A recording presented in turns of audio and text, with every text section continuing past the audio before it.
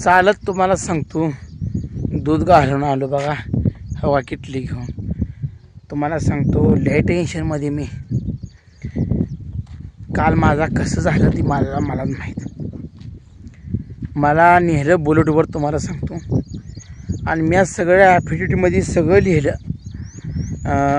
आपल्या घरापासला उतारा, त्यानंतर घराचा उतारा, इथला उतारा, तर जेवढं 3-4 गटात आपलं रान होतं वरच्या शेतात सगळं, तिथलं सगळं तुम्हाला सांगतो सगळं लिहिलं. आणि सगळं लिहिलं आणि तुम्हाला सांगतो त्याला म्हणलं नाश्ता करून यायचा. नाश्ता बिष्टा ते करून आलं आणि मी त्यावर सगळं ओके करून फोटो चिटकवून तुम्हाला सांगतो ओके केलं. आणि सही द्यायच्या वक्ताला गडी पळून झाला. का तर वाचला तर ना अर्ज आणि सगळंच मी करत होतो. आवा आता मागं फोटो ठेवून कसं चाललं सांगा बरं. सगळं केलं पाहिजे.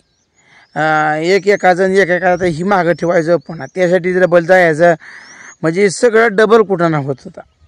म्हणून मी सगळं एकाच केलं. पण त्यानं गडे काय सही दिली नाही. आला तसं बुलेट ताणवायचं घरी घेऊन. मला तुम्हाला सांगतो पण आम्हाला संध्याकाळी 7ला इष्टी लागली आणि त्या इष्टीने तुम्हाला सांगतो मी बसून घराकडे आलो. तुम्हाला सांगतो पाऊस मुलखाचा मरणाचा धो. मोबाईलचं चार्जिंग संपलं होतं, थोडं 1-2% राहिलं होतं. तिथनं पुन्हा गावात उतरलो 9 वाजता. तिथनं पुन्हा चालत घरी पावसात भिजत तुम्हाला सांगतो एक कॅरी बॅग घेतली आपली तिथं आणि मोबाईल तेवढा ठेवला कॅरी बॅगमध्ये. इतकी थंडी वाजून गेली राव बोलायचं नाही. घरी तुम्हाला येऊच तर मला सांगतो 10:30 वाजल्या. घरी आलो काय सुद्धा खाल्लं नाही बघा, तसाच उपाशी झोपलो. मुस्काटून झोपलो. काय करायचं आहे हेलपाड ती गेली नसतं तर बरं झालं असतं. आता नुसतं रानाचं करून पुन्हा घरासाठी अजून तंटा होणारच होता. म्हणून मी सगळं एका दमात सगळं एकदम करून टाकलं. पण गडी सहीला झाला नाही. गडी वाचला अर्ज का पळून लगेच आला. तरी माणसं तुला म्हणली होती वाचू नको, काय भावा विश्वास नाही का वाचू नको म्हणली. सगळं होते तर हो द्या. माणसंसुद्धा ऐकलं नाही त्यानं. माणसं म्हणली डबल तुम्हाला खर्च करण्यापेक्षा एका स्टॅम्पमध्ये सगळं होतं म्हणली.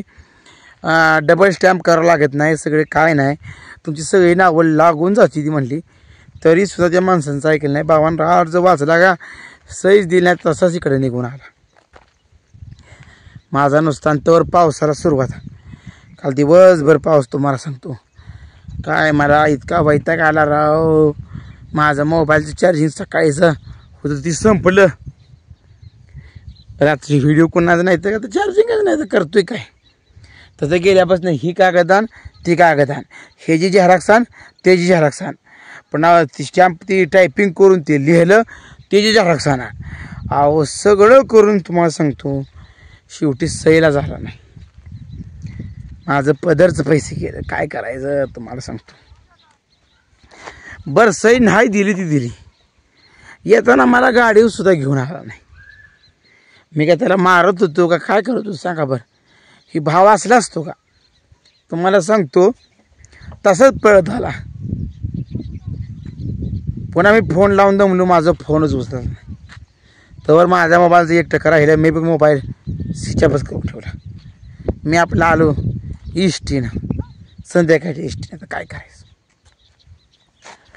एवढा भाव कपटा असेल असं मला कधीच वाटलं नव्हतं.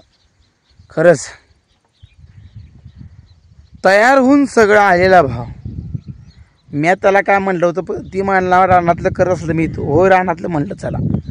पण मला पण होतं डोक्यात प्रकाश पडला की डबल माणसंही म्हणली ना त्यातली टायपिंग करणारी माणसं म्हणली डबल कशाला कुठं करता सगळं टाका म्हणला लिहून त्यात.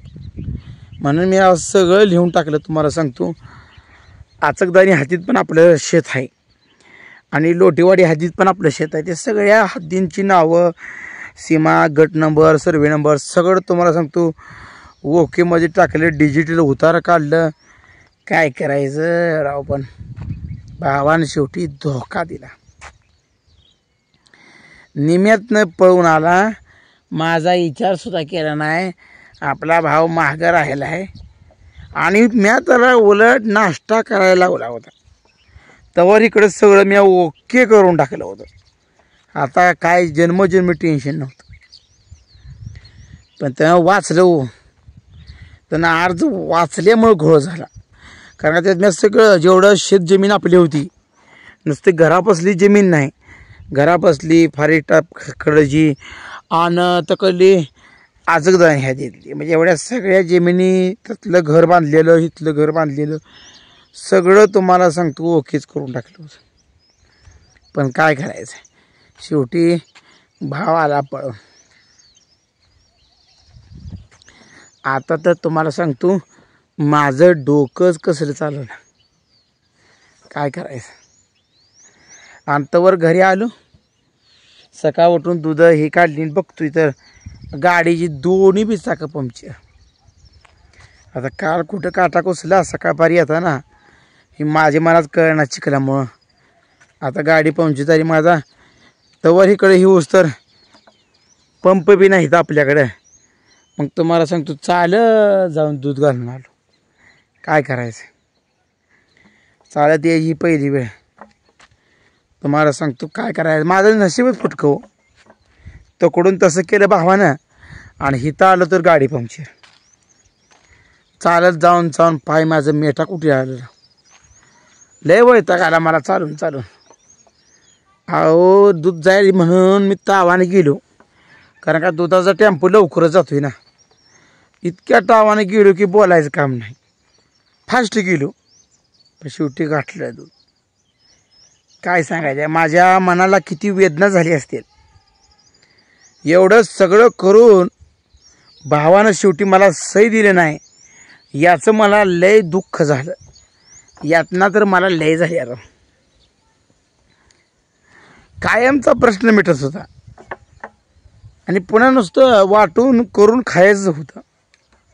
तरी सुद्धा भावानं विश्वास दाखवला नाही. खरंच माझ्या मनाला खूप वाईट वाटलं. एवढी माणसं त्या कचेरी पुढं होती, जकडं बघल तकडं गर्दीच गर्दी होती कचेरी पुढं. तसल्या माणसात माझा अपमान झाला राव. सगळं करून आला आणि गडी पळून आला. माझ्या मनाला कसं वाटलं असेल. बरं मी काय त्याच्या नावाचं माझ्या नाव करून घेत नव्हतो. दोघांची नावं करून आईचे नाव फक्त कमी होणार होतं सगळीकडून, घराच्या उतार्यातून जमिनीतून सगळीकडनं फक्त आईचं नाव कमी होणार होतं.